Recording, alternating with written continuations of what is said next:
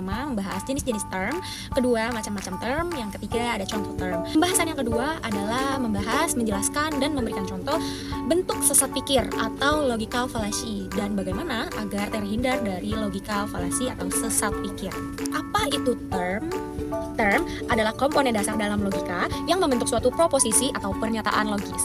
Term berfungsi sebagai subjek atau predikat dalam sebuah kalimat logis dan merujuk pada suatu objek, konsep, atau kelas tertentu. Ciri-ciri term yaitu dapat berdiri sendiri sebagai subjek atau predikat.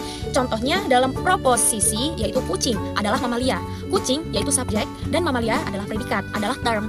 Memiliki makna yang jelas atau tidak ambigu. Contohnya meja merujuk pada benda fisik, sementara keadilan merujuk pada konsep abstrak. Term dalam logika adalah komponen dasar dari proposisi yang dapat berupa subjek atau predikat. Term dapat diklasifikasikan berdasarkan beberapa kriteria. Berikut 3 jenis term beserta contohnya. Yang pertama ada term singular dan term umum.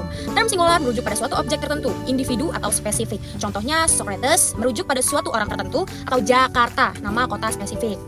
Term umum atau general merujuk pada banyak objek dalam satu kelas. Contohnya manusia, mencakup semua individu manusia, dan kucing, term untuk semua hewan kucing. Term konkret dan term abstrak. Term konkret merujuk pada objek yang dapat diamati secara fisik. Contohnya meja, benda nyata, dan gajah, hewan yang bisa dilihat.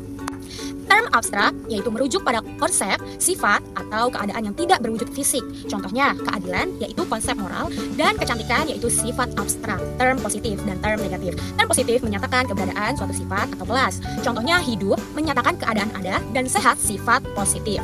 Term negatif menyatakan ketiadaan atau penolakan suatu sifat. Contohnya tidak hidup yaitu negasi dari hidup, dan buta ketiadaan kemampuan melihat. Dibentuk sesat pikir atau logical fallacy.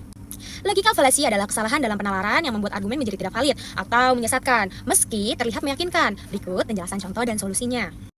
Jenis-jenis logical fallacy dan contoh. A. Fallacy relevansi, yaitu kesalahan karena ketidakrelevanan. Ada ad hominem, yaitu menyerang pribadi lawan, bukan argumennya. Contohnya, pendapatmu salah karena bukan lulusan kampus ternama. Yang kedua ada strawman, menyederhanakan atau memelintir argumen lawan agar mudah diserang. Contohnya, kamu tidak ingin kurangi polusi, berarti kamu anti industri dan mau PHK massal. Yang ketiga ada appeal to emotion, memanipulasi emosi, takut kasihan, alih-alih logika. Contohnya, donasi untuk anak ini atau kamu tega melihatnya mati. B. Fallacy asumsi palsu atau kesalahan premis, circular reasoning, atau kesimpulannya premis yang diulang tanpa bukti baru. Contohnya, Alkitab benar karena Alkitab mengatakan demikian. Yang kedua adalah false dilema, membuat seolah hanya ada dua pilihan ekstrim. Contohnya, kalau tidak setuju lockdown berarti kamu mau banyak orang mati. Hasty generalization, yaitu kesimpulan gegabah dari sampel kecil. Contohnya, 3 orang Bali malas berarti semua orang Bali pemalas. C. Fallacy kausalitas lemah, post hoc ergo propter hoc, mengira setelah A maka A penyebabnya. Contohnya, setelah vaksinasi ada yang sakit berarti vaksin yang berbahaya.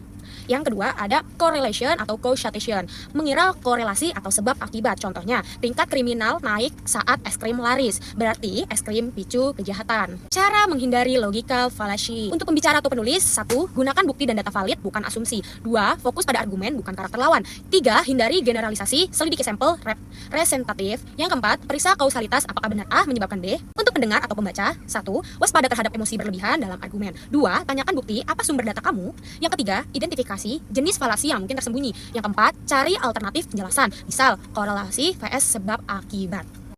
Sekian dari saya, kurang lebihnya mohon maaf. Wassalamualaikum warahmatullahi wabarakatuh.